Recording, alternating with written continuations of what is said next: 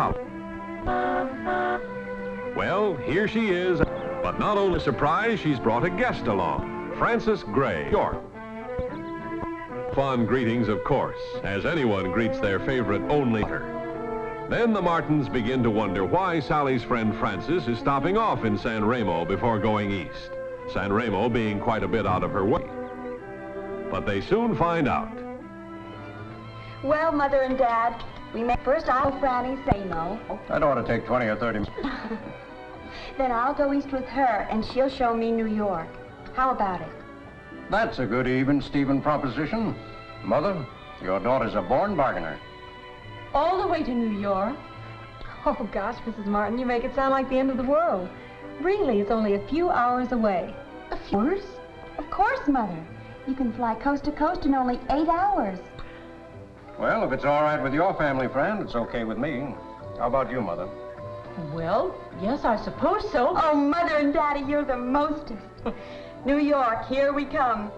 Not so fast, young lady. What about reservations? Well, it so happens that we've already reserved seats on TWA. Well, real sure of yourself, weren't you? Okay, darling. I'll pick them up this afternoon. Great. Well, after visiting with us a few days, the girls were off, bound for New York. They were walking on air even before they got on board. For Sally, this was the time of her young life. And for Frances, it was a treat to have Sally along.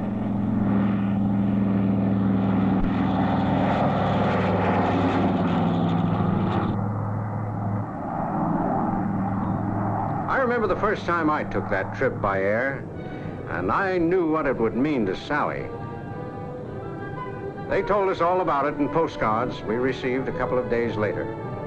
All about the fun they were having, the thrill of being airborne by Constellation on a sky-high adventure over this great land of ours, wonderful sights to see way down below. The Grand Canyon, for instance, one of the 7 wonders of the world.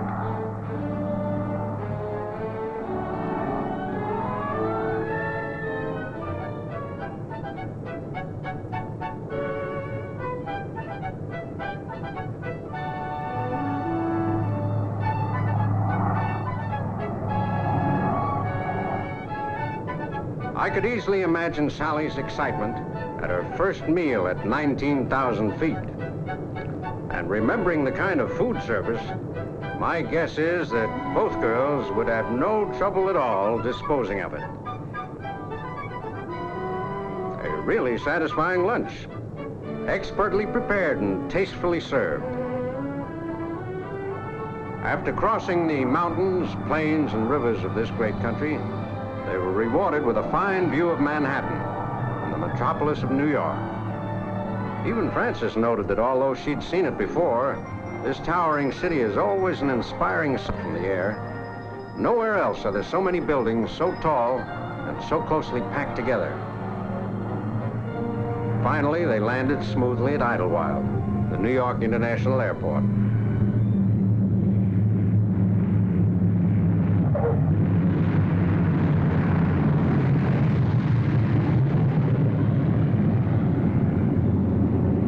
Kid sisters can be something of a nuisance, like being met at the airport. I'm Fran's brother Bill, a one-man reception committee. And there they are, fresh out of the clouds. A 3,000-mile hop, and both look as fresh as a daisy.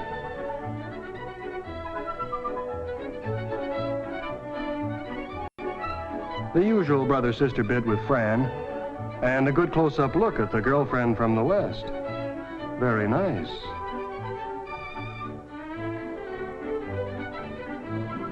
The first thing we did was drive out home. Fran was anxious to see the family and to introduce Sally.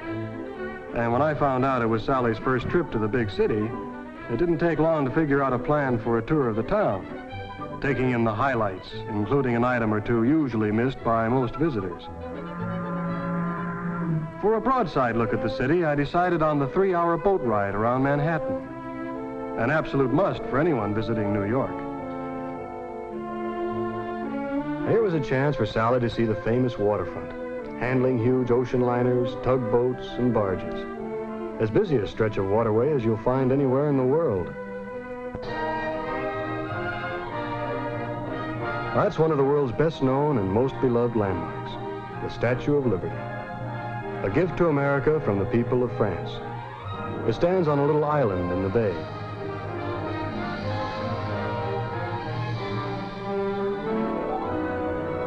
We're now at the tip of Manhattan, the Battery, where the original Dutch settlers first landed. Here is Castle Clinton, the ancient fort that is now dwarfed by towering skyscrapers. Scenes at the Museum of the City of New York show early days. Here is Stone Street in 1659. And South Street under the towering sails of the famous clipper ships, the ships that raced from China with a harvest of tea. In 1792, the city's business leaders met under a buttonwood tree to found the New York Stock Exchange.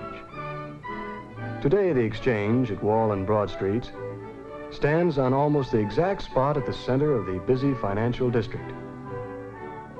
Here, where the Sub-Treasury building now stands, is where George Washington was inaugurated as first president of the United States.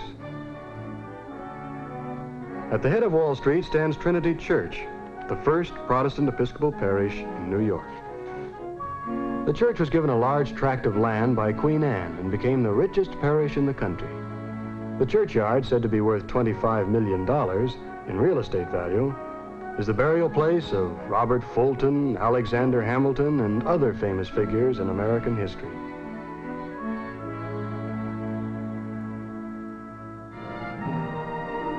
We rounded the tip of Manhattan and headed up the East River, under the Brooklyn Bridge. Sally was impressed with the Manhattan skyline along the East Side Drive, given new importance by that famous international landmark, the United Nations building. This is the headquarters of the organization comprising some 75 nations devoted to world peace. Along First Avenue fly the flags of the member nations, with more added as new nations join.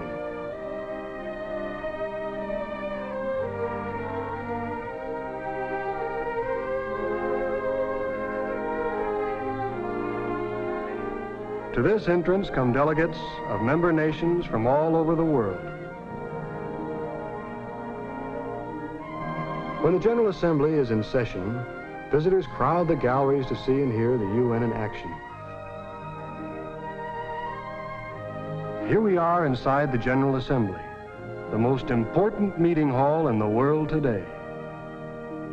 We rounded the top of Manhattan Island and we're back again on the Hudson River, moving south under the George Washington Bridge. This mighty bridge spans the Hudson from Manhattan to New Jersey. This is the West Side Drive, one of the major routes carrying traffic from the bridge and the New York and New England parkways. Commuters and motorists form a never-ending stream into and out of the metropolis of Manhattan. That massive dome building is Grant's tomb, and nearby the beautiful Riverside Church. The next day, the girls visited the Midtown area. They walked up fashionable Park Avenue with its fine hotels and apartments. Modern glass-walled office buildings also line this famous street, the headquarters of some of America's greatest industries. 2 blocks away is fabulous Fifth Avenue. The girls were lucky to be there the day of a parade. Now, this is a mounted troupe of New York's finest.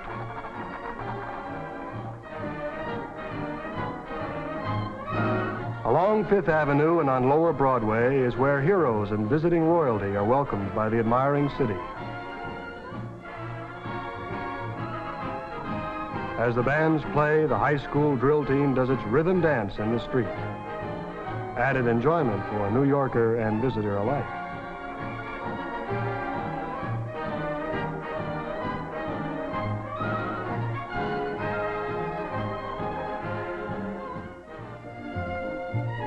Fifth Avenue is world-renowned as the shopping center of New York. It also has culture, great museums, and the public library.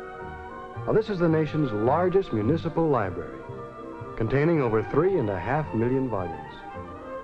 The sidewalks along Fifth Avenue are always crowded with shoppers. Fran and Sally did some shopping, too. They were just window shopping here, though. Yes, this is the Tiffany's, the world-famous jewelry store.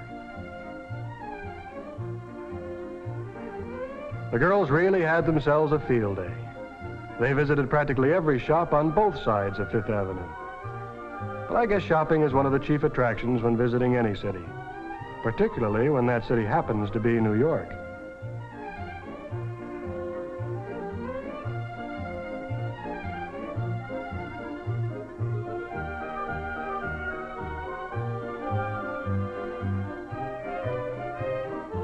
Here's an old friend from Greek mythology, Atlas, the strong man of the gods. Just as the book said, he's carrying the world on his shoulders. This is just one of the things that add character to the brick and stone of New York. Fran made sure that Sally saw Rockefeller Center, that city within a city.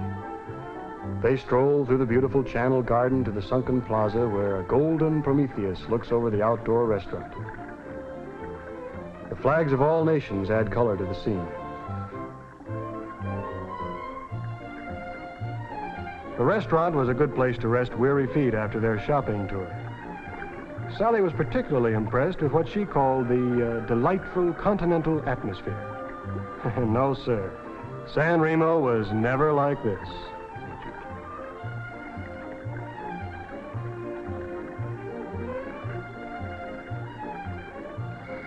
After lunch, there was no question as to what the next attraction was to be. Sally just had to go to the top of the famous RCA building for a bird's eye view of the city.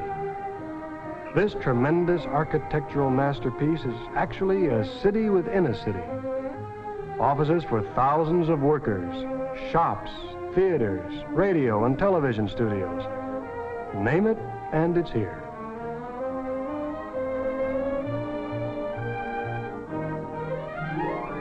"70 stories above the never-ending hustle of the city below, Sally and Fran were on the roof terrace, one of the city's most famous tourist attractions.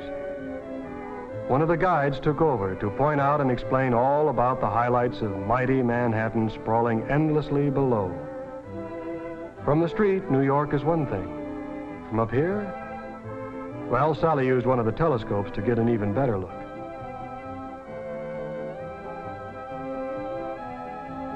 From the Hudson River on the left, then north to Central Park, the patch of green country that has been maintained as a recreation area in spite of pressure from the city on all sides. To the east, the Queensboro Bridge spans the East River to Queens and Long Island. Fran had lived here all her life, but she had never seen this sight. I guess Sally was showing her New York. Along the East River, the United Nations and Chrysler buildings. Brooklyn is in the distance.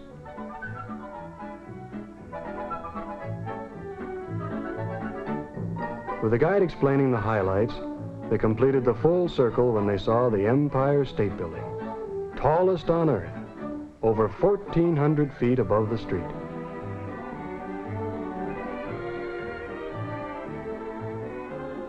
Directly across Fifth Avenue from Rockefeller Center is St. Patrick's. This beautiful Gothic cathedral, with its soaring spires, is one of more than 3,000 places of worship in New York. Uptown stands the Cathedral of St. John the Divine, the second largest church in the world. Only St. Peter's in Rome is larger. Another of the many varied religions in New York is represented by Temple Emmanuel, one of the most beautiful synagogues in the city.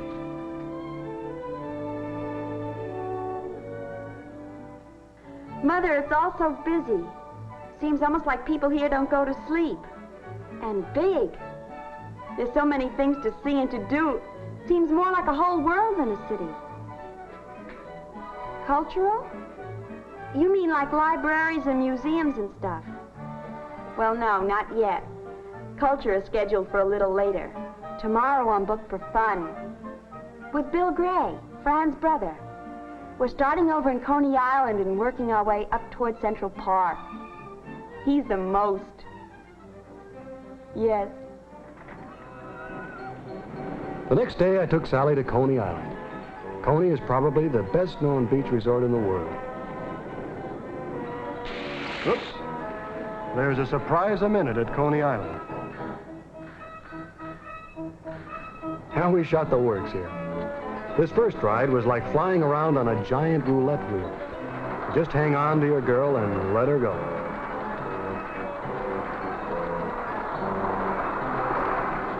Sally loved it. I can't say that I was unhappy about it either.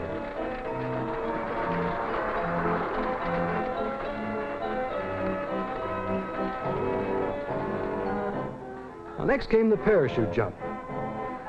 The chutes are hoisted to the top of a high tower and then gently float you back to Earth.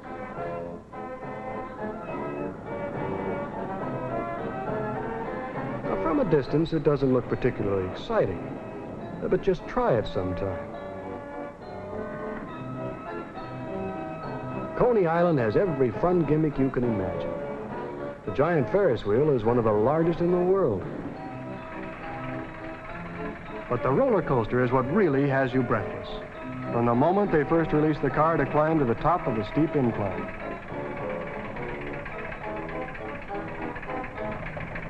The higher you go up, the faster you come down.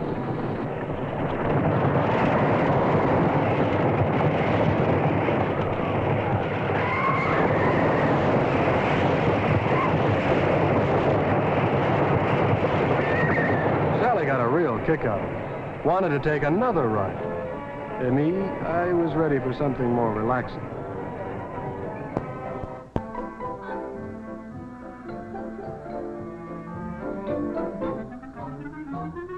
These horses and carriages, I think they call them Victorias, look a little incongruous on modern Fifth Avenue, but that's just one of the things that makes New York the interesting place that it is. What a contrast. Right in the very heart of this bustling metropolis, you're out in the country, riding along the pleasant tree-shaded drives of Central Park. I showed Sally where I used to roller skate as a kid. And the fountain near the mall, where we used to sail our boats. Sally couldn't get over this change of pace right in the middle of the world's busiest city. New York changes, but kids and baseball, they'll always be the same. A little further along, a pleasant lake. Sally and I were going to rent a boat, but we decided to visit the zoo instead. New York really has several zoos. This one's in Central Park, and there's an even larger one in the Bronx.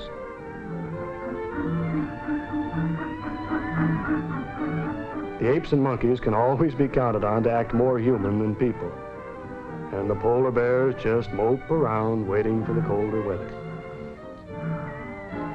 Old Man Giraffe, the animal skyscraper, feels quite at home in this vertical city. He's always a big hit with zoo visitors.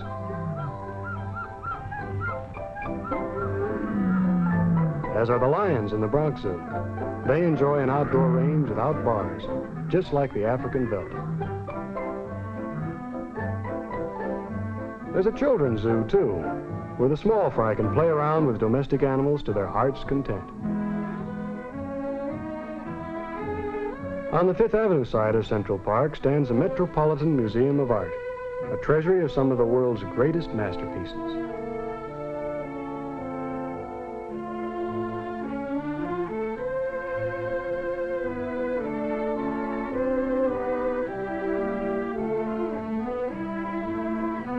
The Met is also famous for its fine collections of armor, sculpture, historic costumes, and Egyptian antiquities.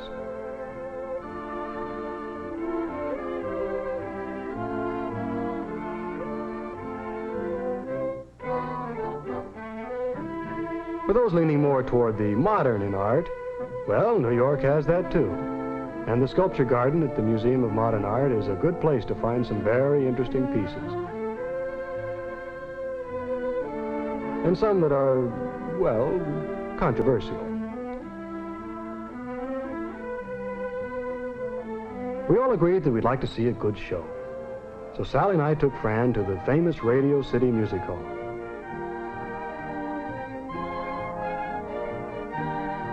Now, this is another superlative. The largest theater in the world. And the Rockettes put on a dancing performance unique in the world of the theater.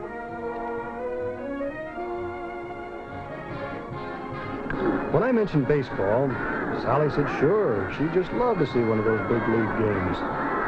So before she could change her mind, we slipped up to the Yankee Stadium to see the Yanks take on one of their American League rivals. I explained to her, of course, that New York also has two other teams, the Giants and the Brooklyn Dodgers.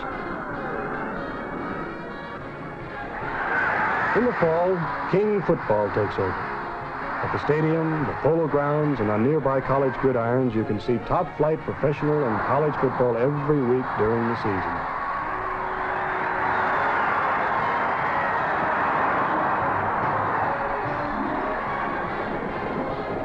Then we went to Belmont Park. I didn't have to explain the rules of this game to Sally.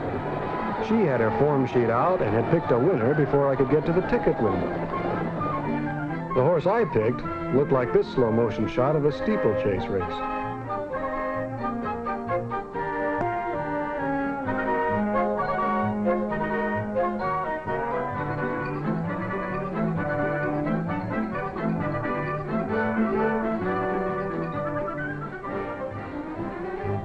In the winter, there's skating at the outdoor restaurant at Radio City. For indoors, the winter sports fans flock to Madison Square Garden for some big league hockey, the fastest game in the world. This is real rough sport.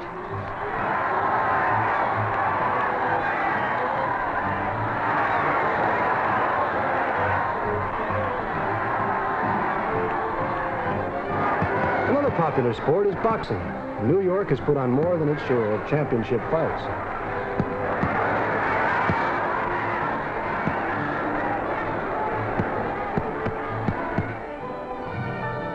Finally, I took Sally down to the bright lights of Times Square. Now, here is something you can see nowhere else on the earth. 1 million flashing lights in the center of the glamorous theatrical district. Here is a sign maker's art to the nth degree, beckoning you to see a show, eat a candy bar, or travel to glamorous places.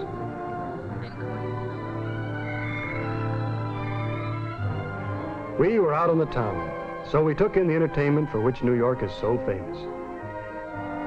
We dined and danced. Big brassy nightclubs, little side street spots, swing music and hot. New York has them all.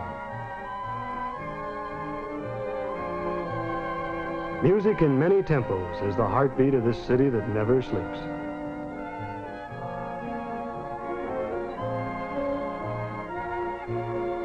Then the shortest month on record came to an end, and we all drove Sally to the airport for a flight back home.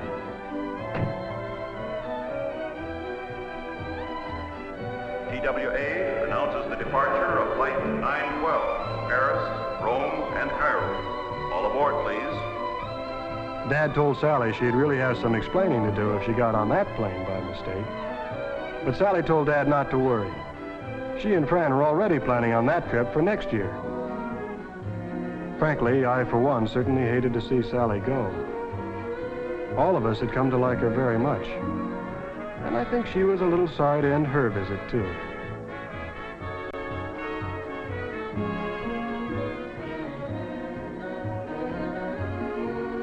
While we watched Sally's plane taxi out from the terminal at International Airport, Fran was already planning her flight back to college. I got to thinking I might like to go west for a little while myself.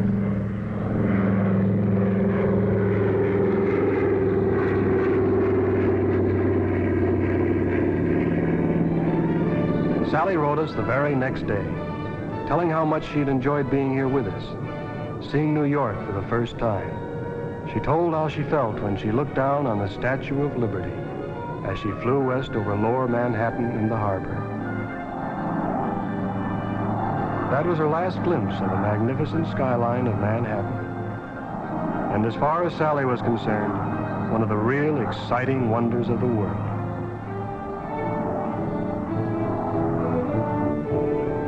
leaned back and thought again of the many wonderful things she'd seen.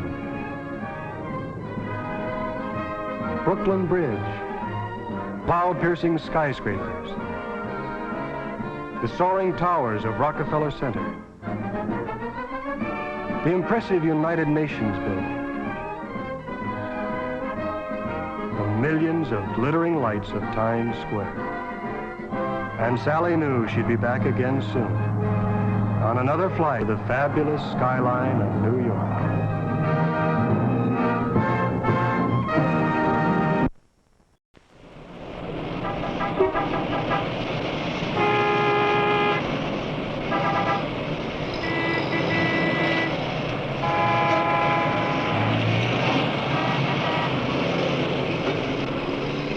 In the shadows of modern Manhattan, surrounded by glass and steel, yet only a subway stop away from the seething city, with its crowds of people, hectic workday schedules, and the office routines, lies the sleepy village called Greenwich. A suburban oasis where one can gather thoughts and enjoy the wonders of nature, or saunter through winding streets.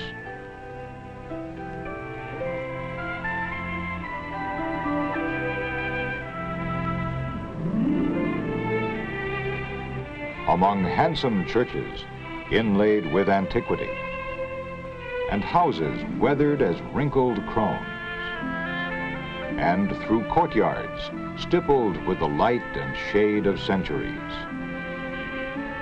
Here, thousands of people live in an atmosphere much like the one they left in their own hometown.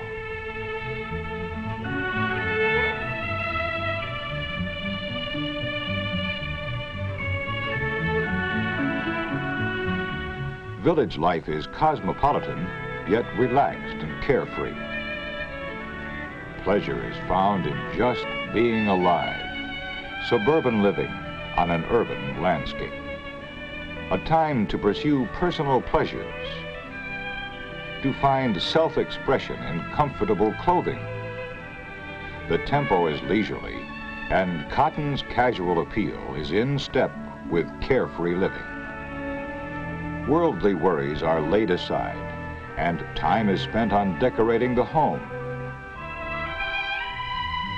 making repairs, minding the laundry,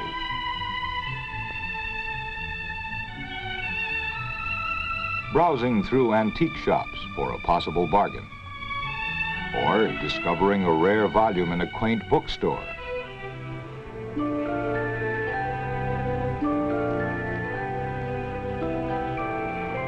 Or shopping in the world-famous Bleecker Street Market, alive with the carnival colors of old world piazzas.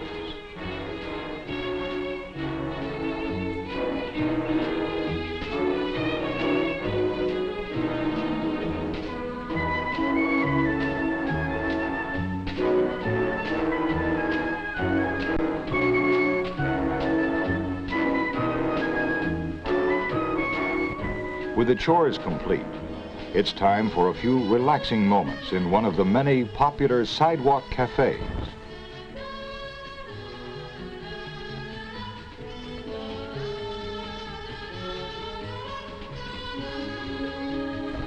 Freed from conservative business attire, the modern villager finds comfort in cotton corduroy, the fabric woven for the now generation, as ruggedly appealing as the great outdoors, yet sophisticatedly shaped for the modes of cosmopolitan life.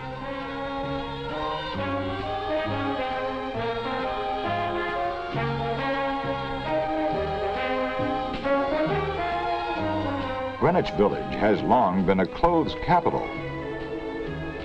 From the early days of our country, village styles have been avant-garde, always a step or so before their time.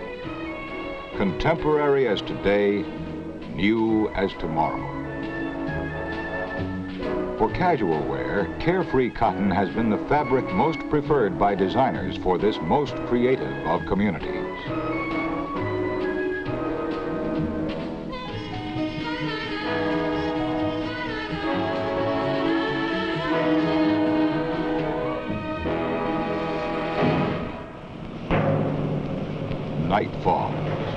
creating a world of contradiction, of paradoxes in life.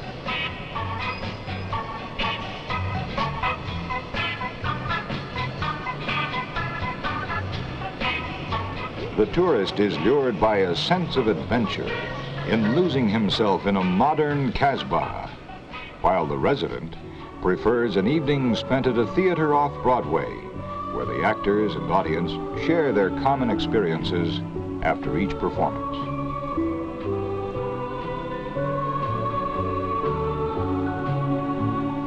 Or an early dinner in a favorite hideaway.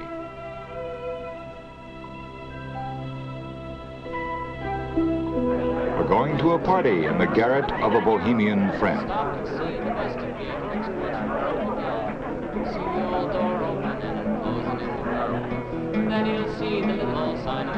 By the tree. Come right in and spend some time. Supper's on for free. Walk right in and stay a time. You're welcome here with me. Where a man once was, but is no more. His past ain't worth living for. Only things he left behind. Up to one shack old times and walk right in and spend some time. Supper's on for free. Walk right in and stay a time. You're welcome here with me.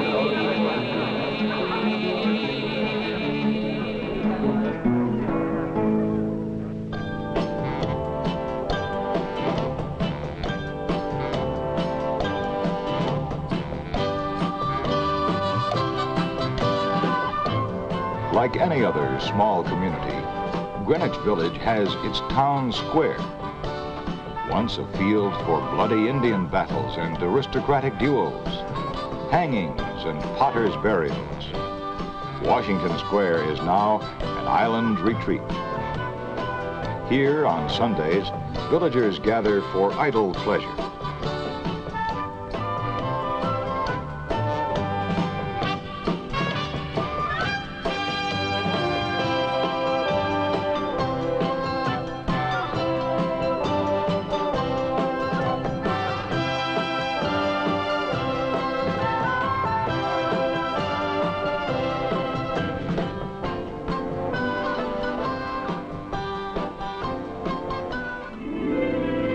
High above this pastoral setting is the American Arc de Triomphe, perpetuating in stone the ideals of the father of our country.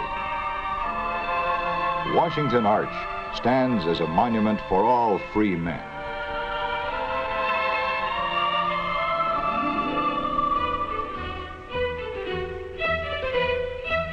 In the old row houses just north of the square lived the 19th century aristocracy.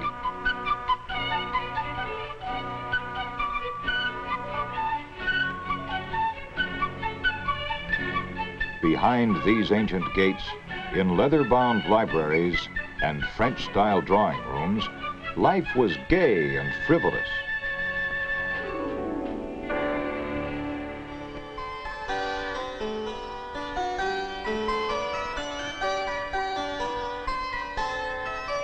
Today's high-fashion cottons reflect the past in designer collections inspired by the young romantic look. Couturier cottons, frilled, ruffled, edged in lace. Delicate feminine cottons, recreating an era of fantasy, of pure coquetry, of sheer romance. Cotton organdies, laces, and velveteens, resplendently radiating the nostalgia of times past.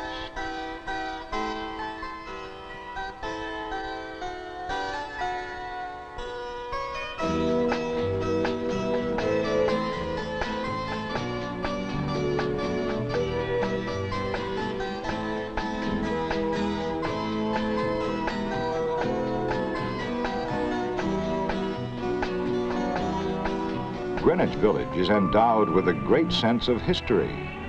Its brownstones, its garrets, cellars, and courtyards have been home to literary masters such as Mark Twain, Herman Melville, and Edna St. Vincent Millay, Washington Irving, Edgar Allan Poe, and O. Henry. Of President Monroe, Patriot Alexander Hamilton, Inventors, Thomas Edison, Robert Fulton, and Samuel Morse. Artists, Thomas Hart Benton and Winslow Homer. And others who have contributed to the American heritage.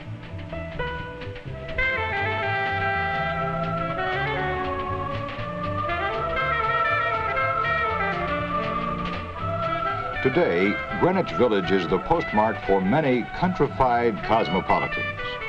People who prefer small-town casualness to rigid metropolitan dress for them and their suburban counterparts. Manufacturers and designers work around the clock to provide the cotton sportswear and leisure wear they demand for the country life.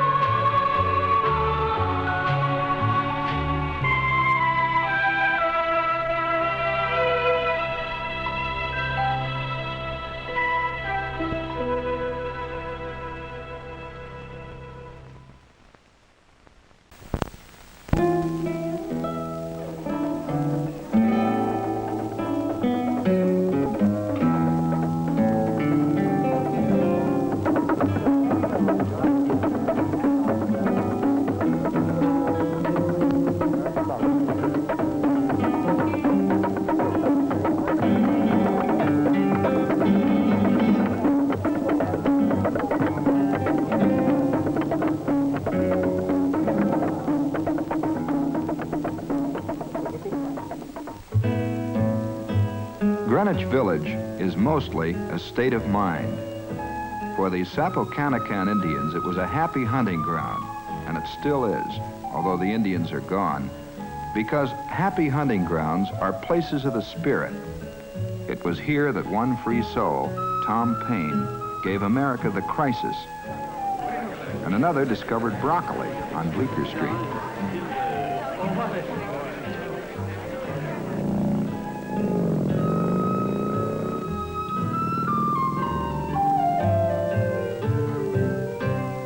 The village is an island of color and calm, lying somewhere between Wall Street and Union Square. In 1916, the painter John Sloan declared it an independent republic, and it is that, self-reliant and not easily influenced. Age doesn't matter here, because most who live here wonder and search. Some are poets, some prognosticators, but in the village, everybody's young inside.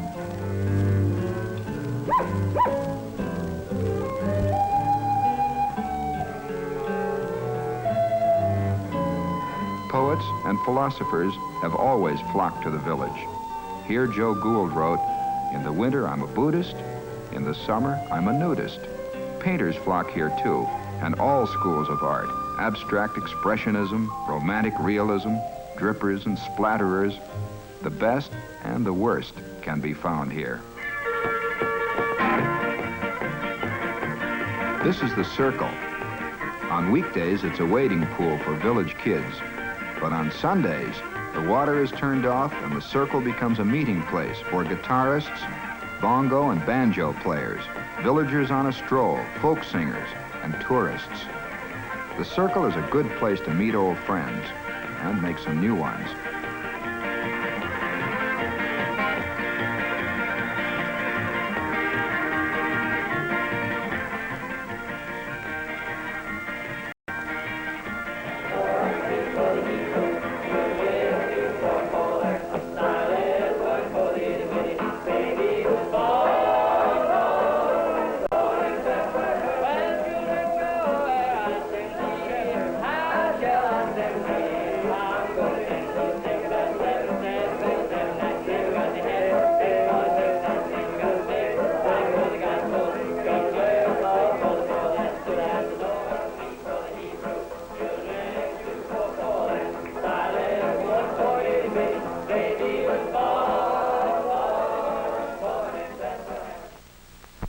Washington Square Park is the center of things on Sunday afternoons.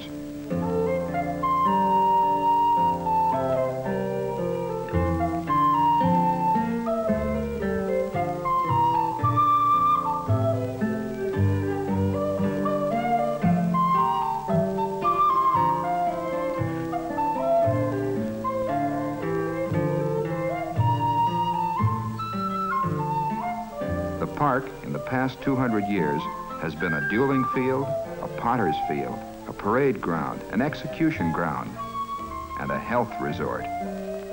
Today it's just a park with trees and benches and seesaws, and that's the way the village likes it.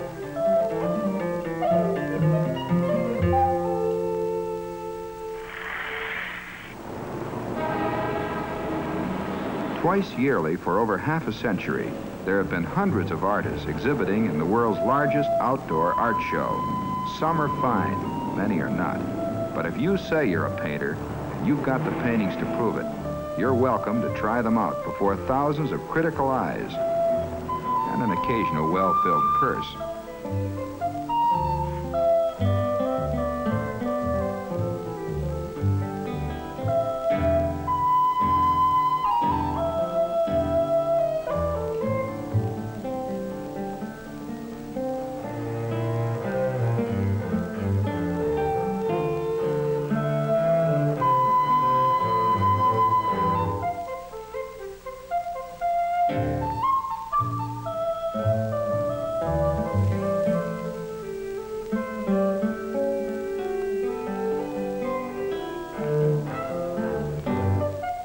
In the village, everybody knows everybody else, more or less.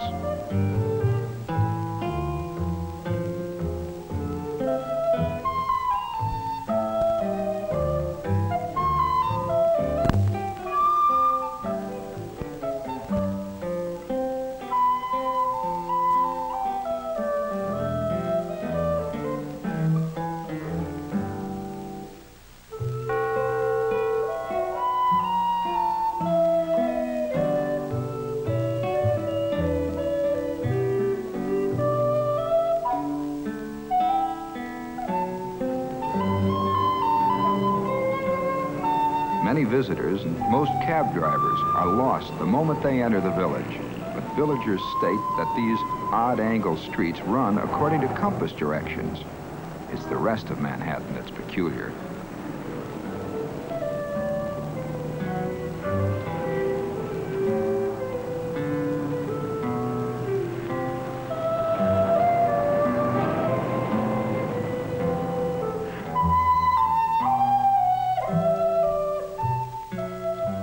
With the passage of time, more and more of the old village landmarks are being chipped away and replaced.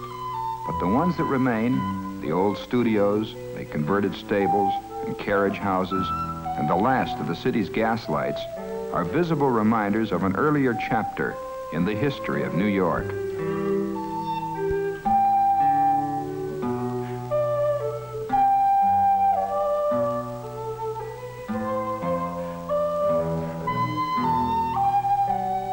Historians say the six-shooter, silent movies, and the steamboat all got their start in Greenwich Village.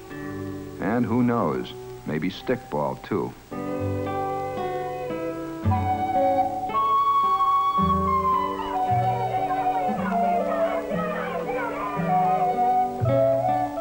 Many old world customs have a place here too, such as bocce, an Italian game.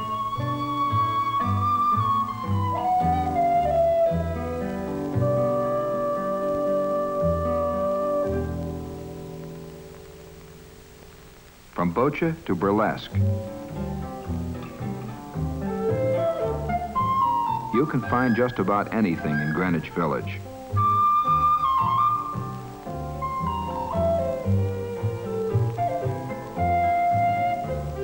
The village is the birthplace of American repertory and the home of the vital and thriving off-Broadway theater. There are dozens of intimate holes in the wall where you can listen to jazz, beat poetry, or to the bubbling of espresso machines.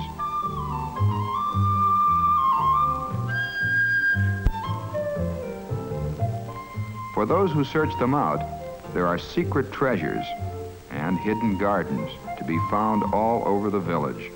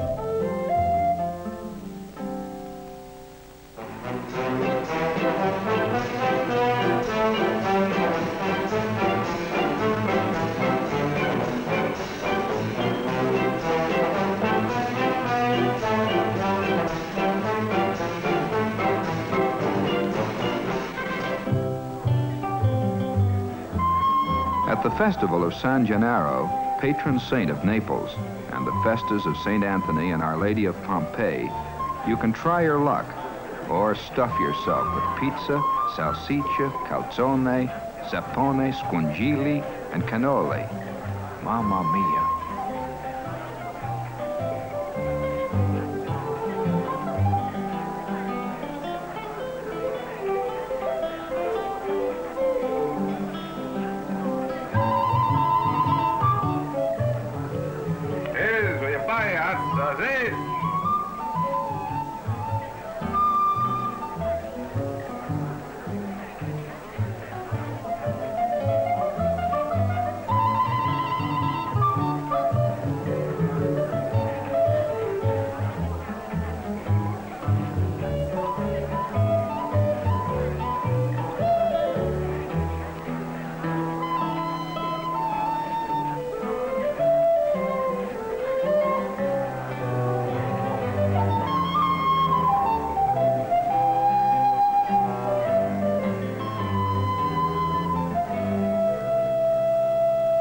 So you want to be hip, little girls? You want to learn to swing? You want to be able to dig and take in everything? Yes, dig everything, as poet Allen Ginsberg said. Now dig me, pretty babies. You should learn everything you can in school, then come out and use it against them. You should visit a psychiatrist as often as you visit a dentist, once a year. You must love your life out. You must love your life out and live by loving every minute in it. And last, pretty babies, learn to say yes, yes, yes more often. Read Gregory Carson's poem Marriage before ever doing that bit. You should dig the Bible, the Quran, the Torah, and even Oriental Zen. Read it all, pretty baby, but only have eyes for that which you need. Don't get hung up like your parents. You should never be chipped off the old square block. So if you want to be hip, you want to learn to swing, and be able to dig and take in everything, and avoid being a square, and be an in chick with an out crowd. Be cool without being cold and remain young and never grow old and dig my sermon. My sermon, pretty baby. Pick up on what I just will, but don't flip your wig while doing so. But be hip, cool, and be happy for our look. So, this is Greenwich Village, at least on Sundays. On weekdays, that's another story.